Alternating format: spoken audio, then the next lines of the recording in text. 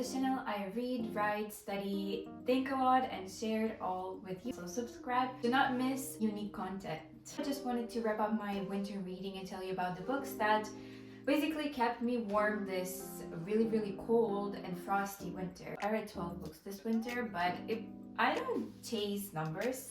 So I just wanted to dive deeper into the books I read. Some of them I already mentioned on my channel, but most of them I didn't. So we'll talk about them today. And the first book I read in the winter of 2026 was On Earth We're Briefly Gorgeous by Vuong. And this is a literary fiction prose debut of Vuong, who's actually a poet. And this novel, a son of a Vietnamese immigrant to the United States, writes letters to his mother who can't read in English. So these are basically the letters that she could never be able to read. And this is a really touching and heart-wrenching story that covers a lot of issues that are actually not exactly touched by the public, like the lives of the immigrants. And what was actually surprising for me to find out was the drug addictions, because I'm not from the United States. I have never been to the United States, nor have I ever been close to the United States. So everything I know about the country is coming from the media, and I think the drug addiction that is present in the country, at least in the book, it was described as pretty severe. I was actually shocked to find out about that medical professionals just force those drug addictions on you, and I think this is really gruesome.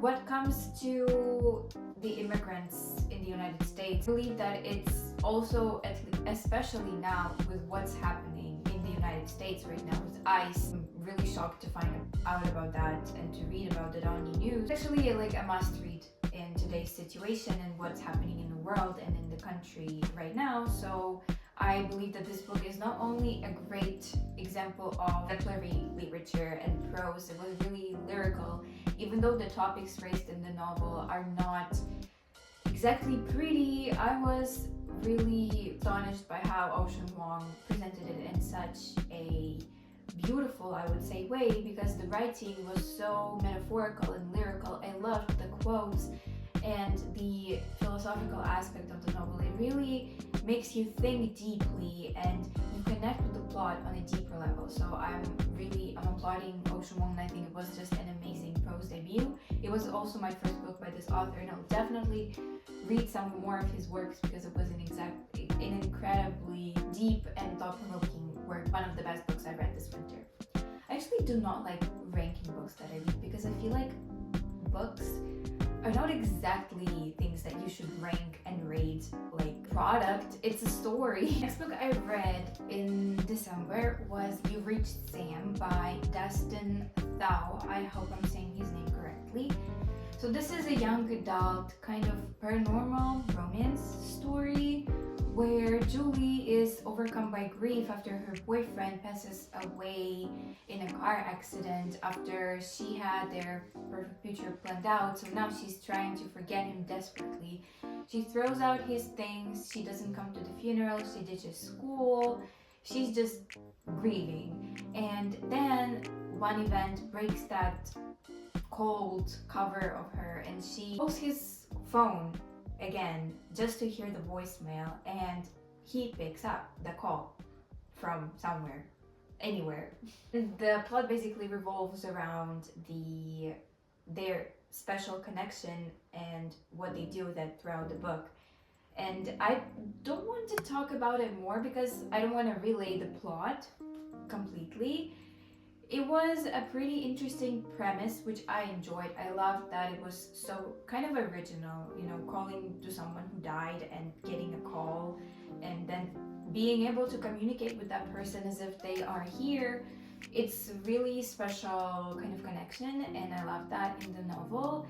And also I liked the exploration of the theme of grief, but when it comes to YA romances, especially high school, I have such concrete standards, and I do not know why. I just am really critical about young romance explored in movies and books. Probably because I'm also of that age, and I don't really sometimes understand how adult writers write some things. It's not exactly about you've reached Sam, I'm trying to explain my position. But basically I love the premise and I would recommend it probably to a younger audience, like 13, 14-year-olds who look up to 17-year-olds and think that they are adults. The next book is Hercule Poirot's Christmas by Agatha Christie. I mean, I am an Agatha Christie reader from the beginning. I've been reading Agatha Christie since I was like around 12 years old. So I love her books and I don't really think there's anything to critique. So in this novel, Hercule Poirot, detective in a rich family which is pretty dysfunctional and which has a lot of conflicts. There happens a murder of the grandfather, really like the man of the family, and he investigates this murder.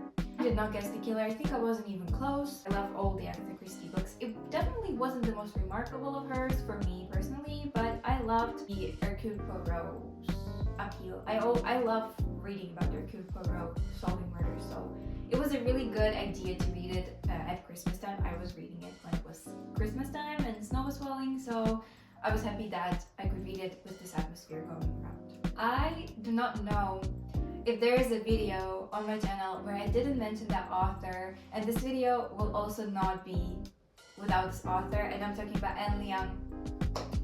I love Liang, and I finally finished her last book that I haven't read this winter, A Song to Drown Rivers. I do not know why I was putting it off for so long, and brace yourselves, I'm going to give yet another positive review of Liang's books. I have a whole video about her on my channel. I love her books, and The Song to Drown Rivers is her one and only fantasy novel, and it was amazing. So here we read a kind of like an adaptation and a retelling in a fantasy setting of a Chinese myth about a royal spy that ruins the neighboring kingdom, a girl, and it was really fast paced, and I loved the court like intrigue and the like affairs. So it was really cool to read all of that. One thing that I think was not enough in this book is that it was not deep enough for me to kind of feel too empathetic to the characters, like to cry when something bad happens and to really feel for them. But it was like fast enough for me to just fly through it in a couple of days, forget about life, forget about the world, and just read this book because it was incredibly engaging and gripping. So I loved the novel. This really pretty aesthetic with the characters and the court, and it was really fun to imagine all of the kingdoms and what was happening.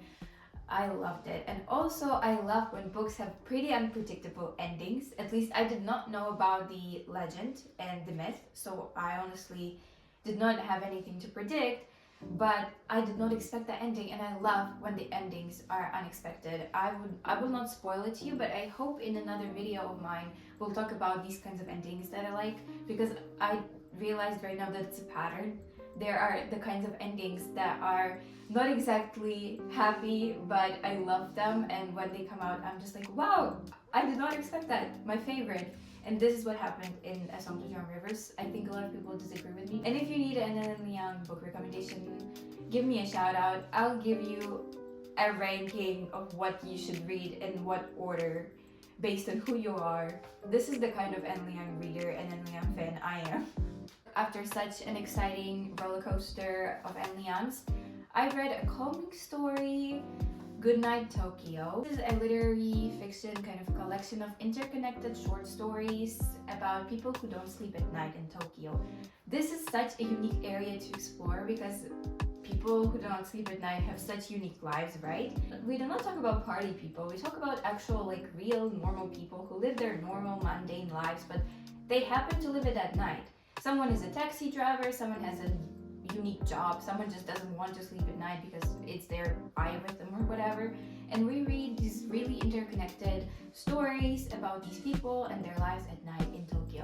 I feel like this book was really cozy and really calming. I loved reading it because I just didn't really have to focus a lot. I love these kinds of books where stories are interconnected and joined by some kind of theme, and Japanese literature has a lot of these stories. I read them almost all the time, and I loved the story for it. But I didn't like that I want to mention is that sometimes the plot was confusing. I just sometimes did not follow what was happening and who was who. Probably first of all because I do not know Japanese and their culture well. And some names were just way too similar for me.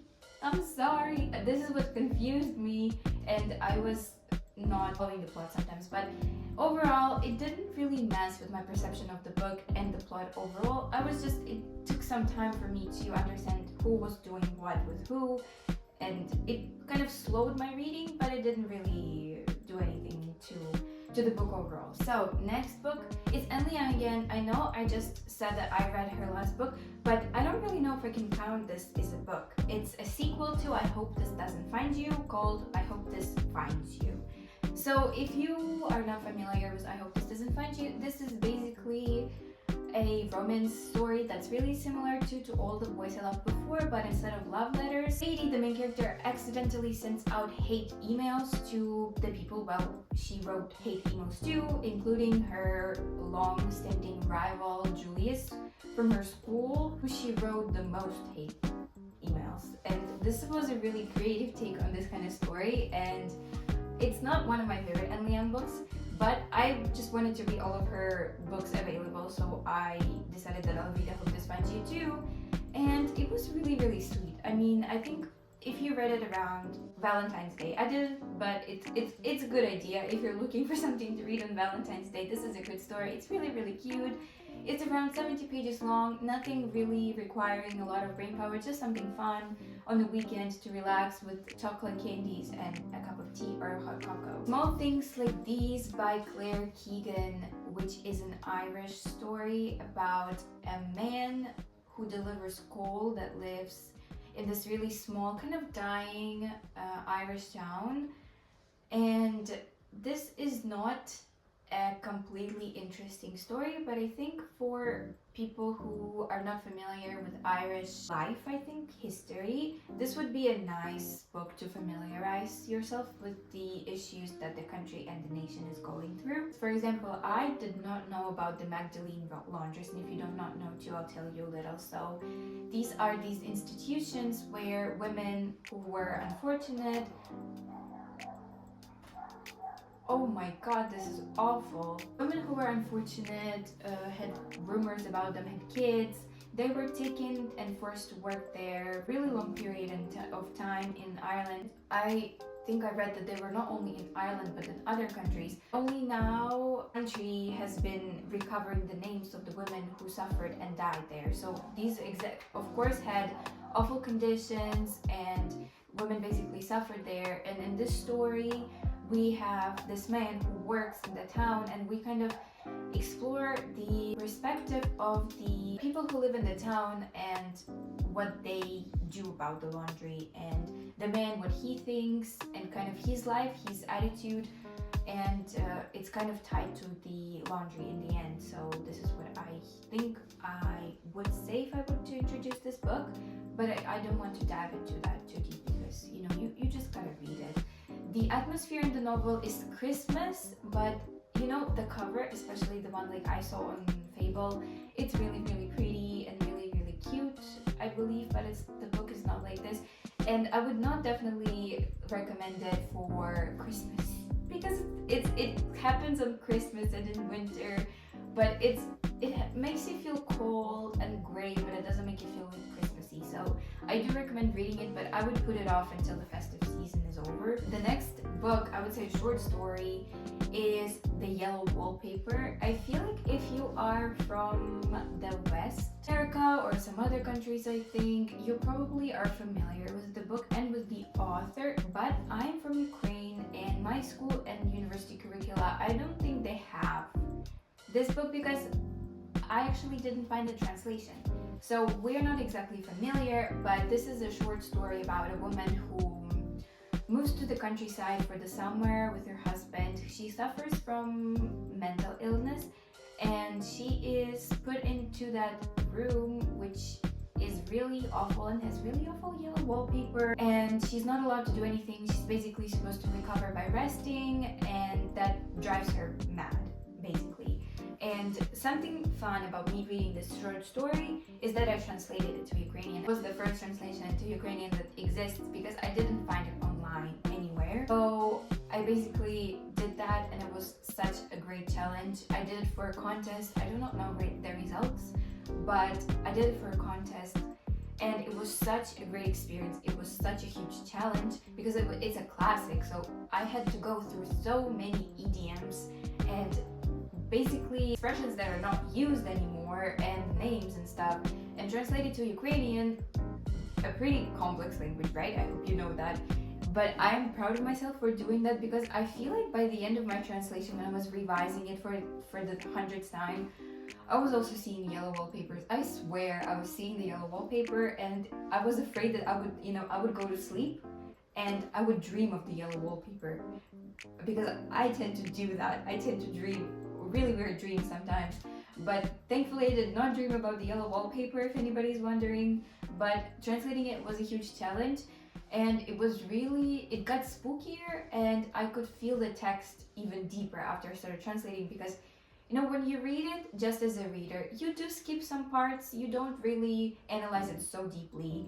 But when you translate it, you basically have to turn the text over and around to translate it to a different language. So basically, I think I felt it so deep, and it was so spooky that wow, I love that experience. I would probably translate something else in the future too. Now we're moving on to Days at the Torunka Cafe. The author of the Days at the Morisaki Bookshop, Satoshi Yagisawa. I hope I'm saying that right.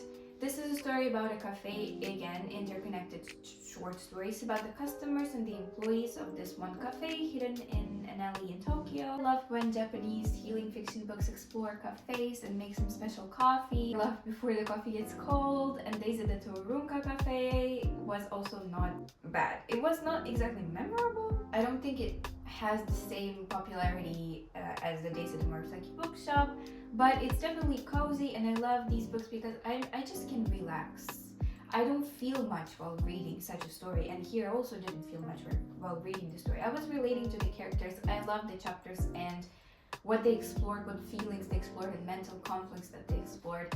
But I didn't have to focus or react emotionally to that too much. I was just relaxing while reading it, and this is what I love about this book. Now, oh my god, I rediscovered YA again.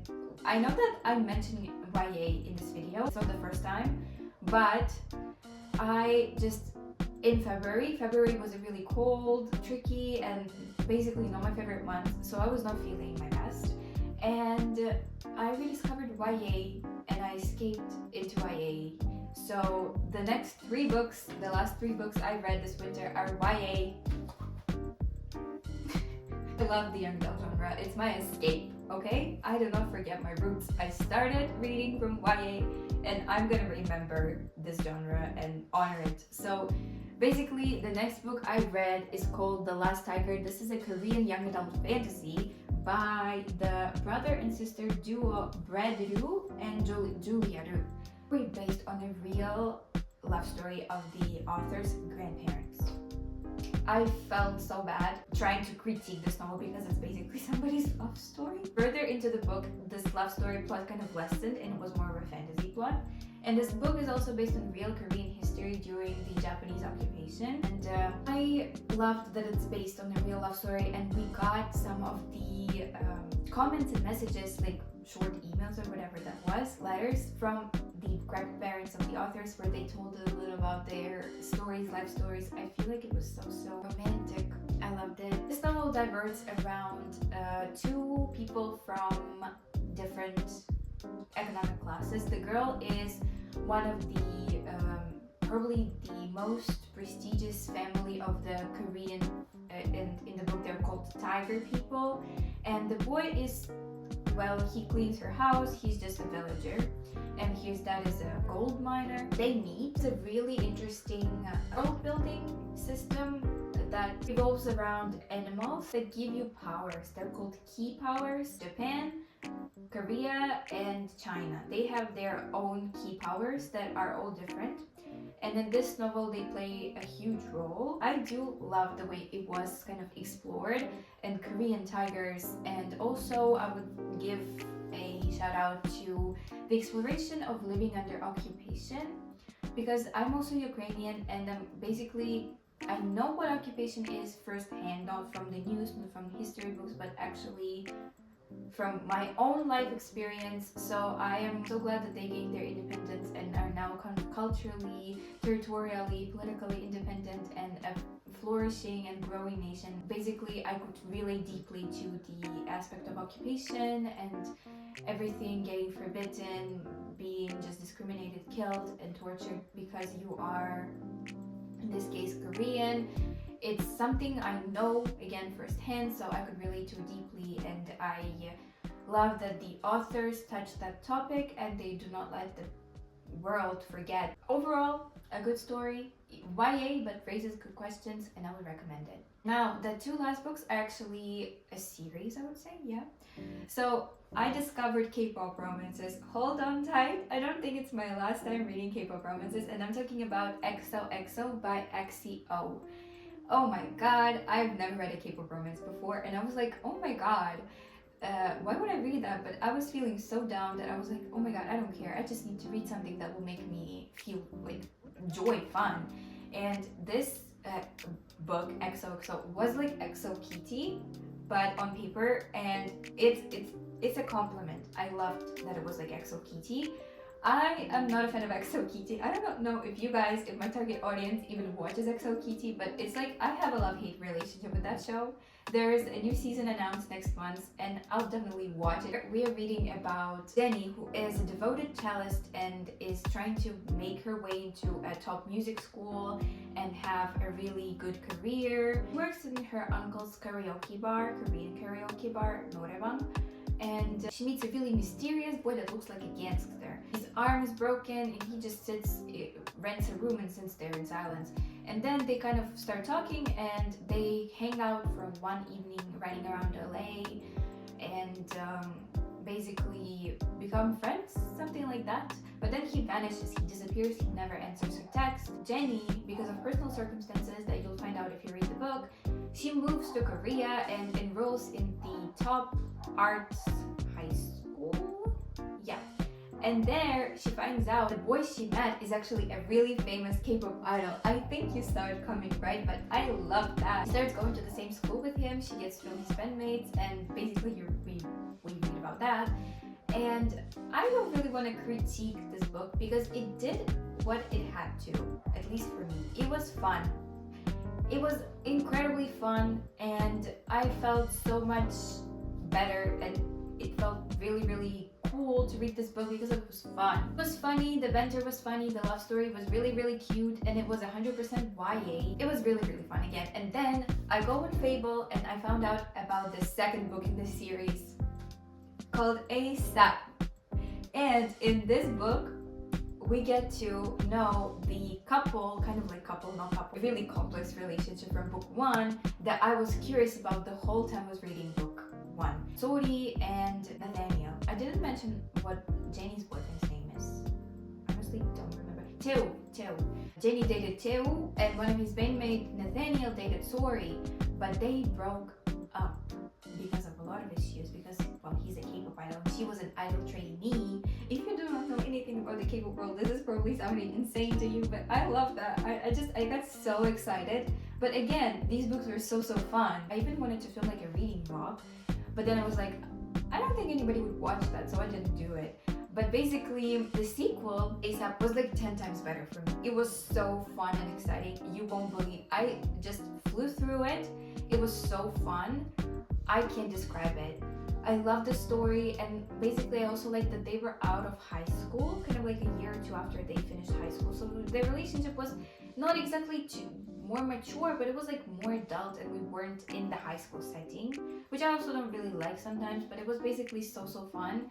And I just love when books are fun, and I think that in this book too, the writing of the author kind of improved, because in book one I had some questions about the writing style. It was really simple, and sometimes like reminded me of fan fiction, which is also not too bad, but just like writing style was not exactly the best, I would say. But in ASAP, it was better, a lot better, and I loved it. And again, I love the story. On this positive note, actually, I will end my video because this is all the 12 books I read in the winter of 2025/2026, and they were incredibly enjoyable, and I'm glad that I found so many good books in different genres, and I keep diversifying my reading. And I hope that you picked up some really good recommendations for you too. Give me a shout out in the comments and tell me what you read this winter and what you liked. I'm waiting for your subscriptions and likes. Please support my channel, help me grow. Thank you so much for finishing this video until the end, and I'll see you soon. Bye bye.